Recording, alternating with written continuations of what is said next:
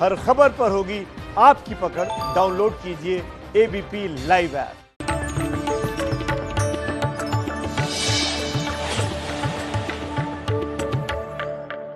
ब्रह्मेदम् अमृतं पुरस्तात् ब्रह्म पश्चात् ब्रह्म दक्षिणतश्च उत्तरेण अधश्च ऊर्ध्वं च प्रसृतं ब्रह्म इदं विश्वम इदं वरिष्ठम। चारों ओर उस ब्रह्म की अपार शक्ति, उसकी अनंत ज्योति, उसकी अलौकिक आभा विद्यमान है। जैसे ही हमारा अंतर्मन, हमारी चित्त और चेतना के द्वार उस विराट की ओर खुलते हैं तो हम स्वयं ब्रह्म रूप हो जाते हैं, विराट हो जाते हैं। ब्रह्म माने विराट। इसलिए तो हमारी वैदिकी संस्कृति में, हमारी उपनिषदों की परंपरा में, वेदांत की परंपरा में हम बोलते हैं अहम ब्रह्मास्मि। अहम ब्रह्मास्मि का यह अर्थ नहीं है कि मैं भगवान हूं। अहम ब्रह्मास्मि का मैं विराट हूं। और जब ये श्वास भीतर धारण करते हैं ना, इसे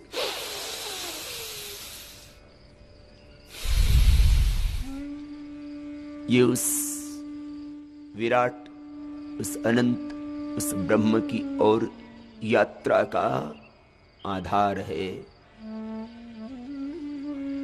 श्वासों को भीतर धारण किया, वामन से विराट की यात्रा की ओर प्रस्थान किया। श्वासों को आत्मसात कर एक व्यष्टि प्राण है जो हमारे भीतर है, और एक समष्टि प्राण है जो पूरी ब्रह्मांड में व्याप्त है। प्राणस्यदम वशी सर्वम, जिसके वश में पूरा ब्रह्मांड है।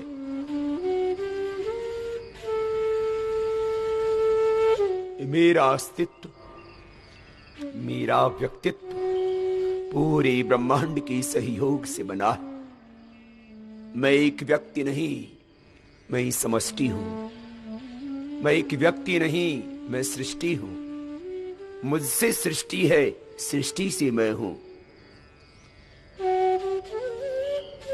योग का अर्थ केवल ब्रह्म के साथ ही लयबद्धता नहीं,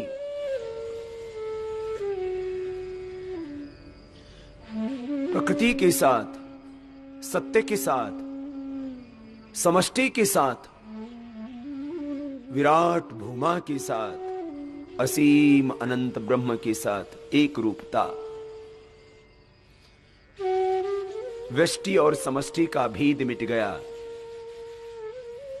एकाकार हो गए। यत्र विश्वम भवत्येकनीडम, और एक ही से तो ये अनेक रूपों वाला ब्रह्मांड पैदा हुआ। एको वशी सर्वभूतंतरात्मा एकम रूपम बहुधा ह्यः करोति तमात्मस्थम यनुपश्यन्ति धीरा तेषाम सुखम शाश्वतम न इतरेषाम। तो ये जो प्राण की जो साधना है, करो ना, लंबा गहरा भरो और बाहर छोड़ो। रुको मत, विराम नहीं, अवसान नहीं। चरैवेति चरैवेति। श्वासों को भीतर गहरा भरना,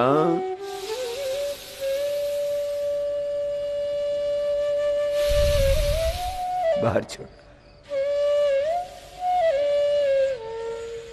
इसके फिजिकल बेनिफिट्स बहुत ज्यादा हैं।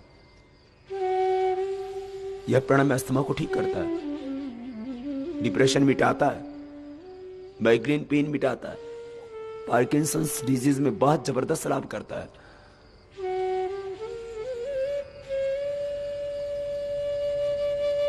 जिनके शरीर में बहुत कमजोरी रहती है, अशक्ति रहती है, दुर्बलता रहती है, स्नायु कमजोर पड़ गए, मस्कुलर डिस्ट्रोफी हो गई है, आंतरिक संरचना में विघटन हो गया, multiple sclerosis, muscular dystrophy, SLE की प्रॉब्लम। एसएलई के बारे में मैं पहले कम बोलता था, लेकिन अब एसएलई की काफी पेशेंट अच्छे हो चुके हैं। ऑटोइम्यून डिजीज है, एसएलई के रोगी बहुत जल्दी अच्छे हो रहे हैं। 2 महीने से 6 महीने का वक्त लगता है। नहीं तो एसएलई के कारण से किसी की आंख, किसी की किडनी, किसी का शरीर का कोई एक अंग विशेष खत्म ही हो जाता है, पूरा जीवन दुख से कहराने लगता है। प्राणायाम की फिजिकल बेनिफिट्स तो मैं रोज बता ही रहा हूं ना। लंबा गहरा सांस भरो और प्राणों के साथ विराट ब्रह्म का आह्वान करो। प्रभु ज्योति दो, शक्ति दो। ओम इंद्र कृतम न आभर पिता पुत्रेभ्यो यथा शिक्षाणु अस्मिन् पुरोहूत यामिनी जीवा ज्योति असीमहे।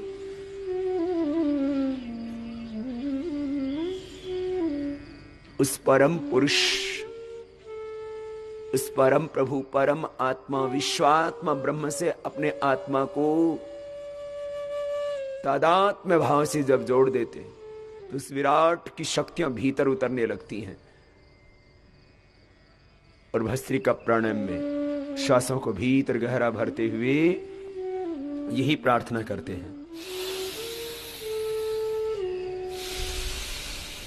लंबा लेना, लंबा छोड़ना।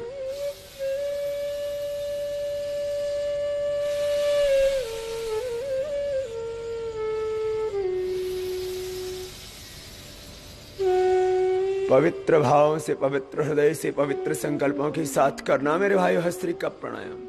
और फिर तुम देखना एक क्षण में रूपांतरण होता है। तीव्र समेगा नामासन ईश निधानात्मा। एक पल में बदल जाती है जिंदगी, एक क्षण में बदल जाता है मन, विचार, भाव, संस्कार, संकल्प, जीवन बदल जाता है। विश्राम, रुक जाओ। यह भस्त्रिका प्राणायाम 10 मिनट करना है रोज, जो असाध्य रोगी हैं उनको, और एक आम इंसान को 5 मिनट करना है। व्याधियां तो मिटेंगी ही।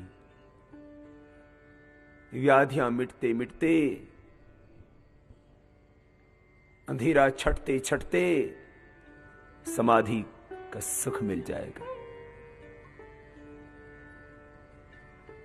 जैसे भानु सूर्य उदित होता है, अंधेरा छट जाता है, ऐसे ही जब योग का आलोक प्रकाश उदित होता है तो व्याधियां,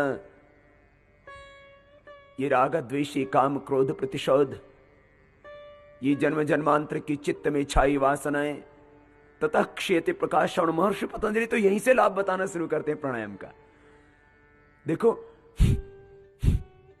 कपालभाति भी मेरे साथ करते जाओ। प्राणायाम का जो सत्य है, साधना का जो सत्य है, और बहुत विराट है।